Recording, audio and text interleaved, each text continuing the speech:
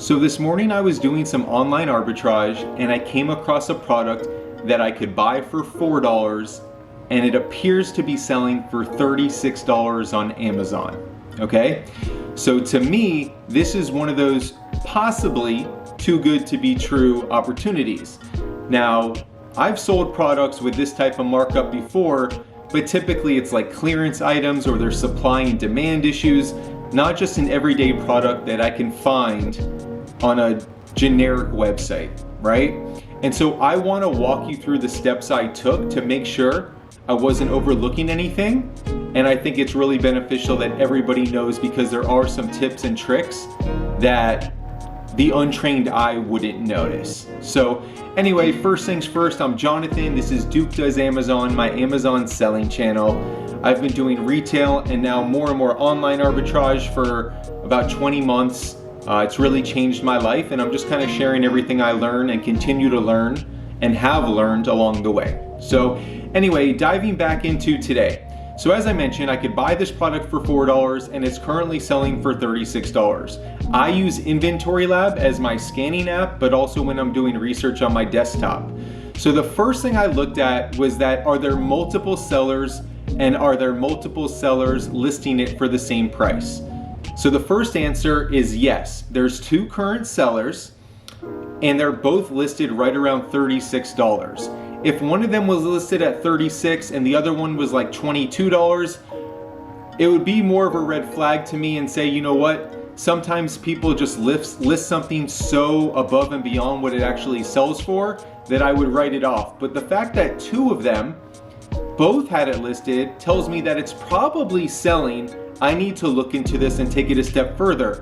And before we do that, I just want to point out, the more, this is a general rule that I've adapted and just noticed, I guess I should say, the more sellers on a listing at a similar price point, typically you can trust that that's what it's selling for more. Now, I would never take that at face value, but it just kind of makes sense, because if there's a lot of people selling it for a similar price or listing it for a similar price, if nobody's selling any, eventually somebody would drop the price to get the sale, right? So the next step is I go into Keepa. Keepa is going to answer, is this product actually selling, and at what price point? And I should mention also, to the initial eye test, the sales rank was really good. So that checked out on that as well. And so yeah, it was selling, and it is selling right around $35, $36. So maybe I do have a home run on my hand. So there's one last thing I like to do. I like to go into Amazon. Now, not Amazon Seller Central, but Amazon as if I were just going to be a customer, just regular Amazon.com, and look at this product. And sure enough, that's where I found out the slight discrepancy. It was actually a 3-pack that's selling for $36. And in the image on Amazon, you can see there's a little 3-pack icon in the upper right-hand corner of the image. And for whatever reason, that icon didn't translate to Inventory Lab. And so if I never went to Amazon.com, I very well could be thinking that I am selling a 1-pack and having a home run on my hands. Also, I should mention, in the title of the product, it doesn't mention 3-pack. Now, I would say this is more of an exception to the rule, but it certainly happens. So now I know it's a 3-pack, it is selling for $36, it has a good sales rank and everything else.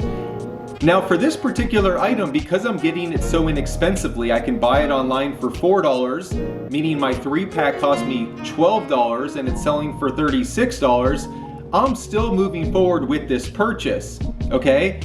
But let's say the product was $8 a pop or $10 a pop, right? If I thought I was buying and selling a 1-pack, at those numbers it would make sense. But a 3-pack for an $8 item or a $10 item would not have made sense. So if I didn't do this due diligence, I wouldn't know the exact answer to that. And so it was fresh on my mind. This is something that absolutely comes up, especially when you're new. You should always kind of triple check your buys. But once you get into the rhythm of things like I am, this one just really stuck out to me. So if you see something that's ever too good to be true, check out the number of sellers and what they're selling it for. Look at the information on Keepa. Is it selling and for what price? And finally, go to Amazon.com and look at it from the views of a buyer and try to look at the description. Is it a multi-pack? Maybe I'm missing something. You can even go into the reviews and see if people make a comment about the amount of them. So anyway, I hope this helps somebody down the road, and hopefully you are just hitting home runs. But again, I'm Jonathan, Duke Does Amazon. If you have any questions, put them below. Have a great day.